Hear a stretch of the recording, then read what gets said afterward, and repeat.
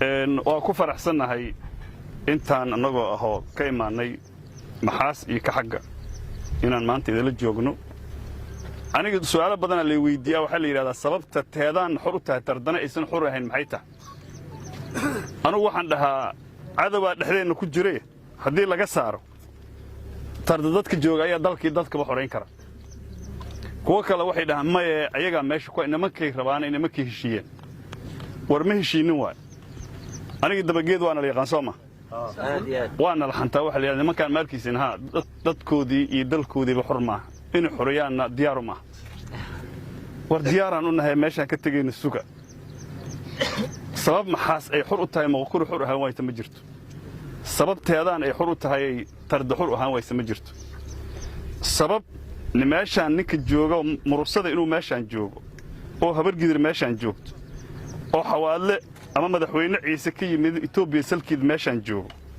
oo idukuna aad meeshaan u joogtaan oo inta yaroo shabaab ka dhiman inaad isku saari weysaan aad ka saari weysaan oo dadku hor ka ciisaan ma jirto reer hiiraan waa xuroobeen xooggoodii xawaadle waa xuroobeen inta ila raba in la xoreeyo waa annaga dadkaas walaalaho maalin kasta gilad cadageed ku masaarey maanta na garab taagan ma kaashanayna ma siyaan lu gooynina waa iska direena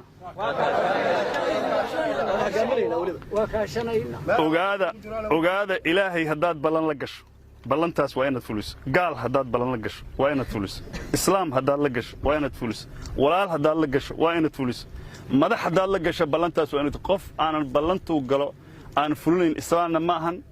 bin aadanna ma ahan wax looga xisaabtamo lama arko horta balantaad qaadeen fuliyo annagu balantaad qaadno waa fulinaynaa waa ognahay maalin kasta waa leedala soo hadlaa waxa la yiraahdaa iimaankiina adkaysta war shabaab ka hor iimaan ma lahaynino ma shabaab iimaanka idin keenay hadda waa idinka baxay meedmaanka idinka bax idin lama joogiye war qaluubtiina adkaysta nimankaas waa shayaadiimiin waana dhintay hadda ka hor ma maqasheen nabad Suleymaan jinniye ku shaqeynay kacbadu ku dhisay ushu cuqsanaayo 40 sano saas ugu yaalay markaas soo dhintay nimankii shaqada wadeen waana dhintay ogow ilaa markii dib u sheentay bilashay oo la dareemay inuu dhinto dhacay kadib la soo baraarugay ay jinnigii iyo wuxuu ku shaqeynay soo baraarugay inuu nabigu dhintay soo ogaadeen shabaab waa dhintay ushii nabad Suleymaan yuusuf idii cuqsanina inuu dhinto aqoonsaday inta dhiman is dhameystira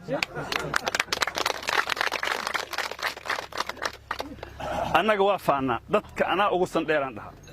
haday xawaalo taana ugu laan dheersan haday ka hoostaana ugu laan dheersan ilaa dheernimada awaa la yiraahdo horta adiga waxa sheegayseen horta aaway nimba maqkuraan horeysa karin oo aan elqooxlo horeysa karin oo tarda soo dhaw oo ku dhahay intee joogtaa maxay ahayd meeshii maxal foolaan jooga oo dalkii oo dhan maxal foolaa ku soo ururteen tarda intuu dhulkiina meeshaan u jiraahe dadka xoreeya oo annaga sharafteena soo celiya